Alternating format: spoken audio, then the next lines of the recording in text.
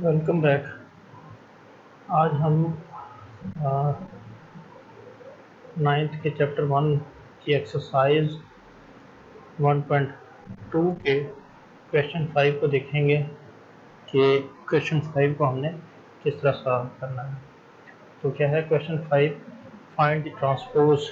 हमने क्या है कि जो आपके पास गिवन मैट्रिसेस हैं इनका हमने ट्रांसपोज फाइंड करना है। तो ट्रांसपोज बेसिकली होता क्या है, ट्रांसपोज किसको कहते हैं। अगर हम क्या है ट्रांसपोज, अगर आपके पास जैसे ये वेक्टर ए है, इसमें क्या है कि कॉलम वेक्टर है जिसमें एक कॉलम है। अगर आप क्या है कि कॉलम्स को रोज़ में चेंज कर दें, या हम इस तरह भी कह सकते हैं कि रोज़ को कॉलम में चेंज कर दें, इस किस्म के मैट्रिक्स को हम क्या है इसको हम ट्रांसपोज कहते हैं। तो सबसे पहले इसको हम किस तरह लिख सकते हैं कि ए ट्रांसपोज लिखेंगे, इसके बाद हम क्या है कि वो वाला मैट्रिक्स लिखेंगे, इसके ऊपर हम क्या है ट्रांसपोज का साइन डालेंगे, इसके बाद हम इसको क्या है कि ये कॉलम मैट्रिक्स था, इसको हम क्या है कि रो में चेंज कर देंगे। ये बात याद रखनी है कि इसके जो साइंस हैं वो चेंज नहीं होते, वो एज इट इज़ रहेंगे ट्रांसपोज में। तो ये ट्रांसपोज है मैट्रिक्स ए का। इसी तरह हम बी का अगर ट्रांसपोज लें तो इसको हम क्या है कि इस तरह रिप्रेजेंट करेंगे बी के ट्रांसपोज से, और इसमें इंट्रीज कौन से हैं 5, 1, 6, और इसका ट्रांसपोज लेना चाहते हैं तो ये आपके पास क्या है कि रो मैट्रिक्स है। जैसे कि मैंने पहले बताया, आपका जो रो मैट्रिक्स है वो कॉलम में चेंज हो जाता है, और जो जैसे ऊपर क्या था कॉलम मैट्रिक्स था वो रो में चेंज हो गया।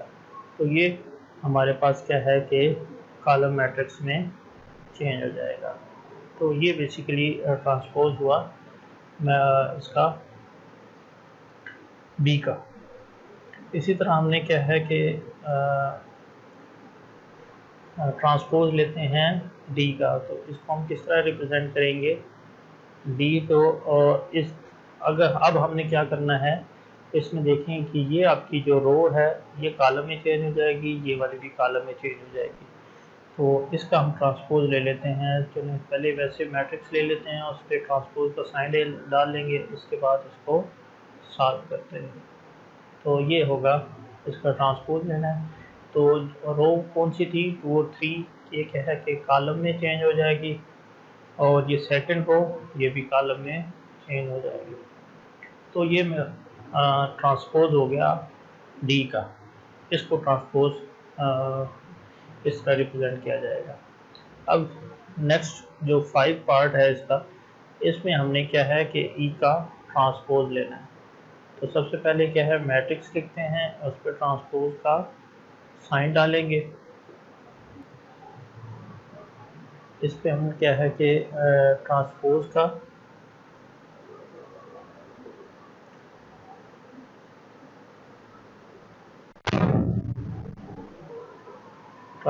का साइन डालेंगे, इसके बाद इसको हम सॉल्व करेंगे। तो ये आपके पास क्या है कि यही रो मैट्रिक्स था, ये रो थी, इसको हमने क्या है कॉलम में चेंज कर दिया। सेम इसी तरह आपकी माइनस और 5 ये एक रो थी, तो ये आपके पास कॉलम में चेंज हो गई। तो ये बेसिकली हमारे पास क्या है कि ट्रांसपोज हो गया।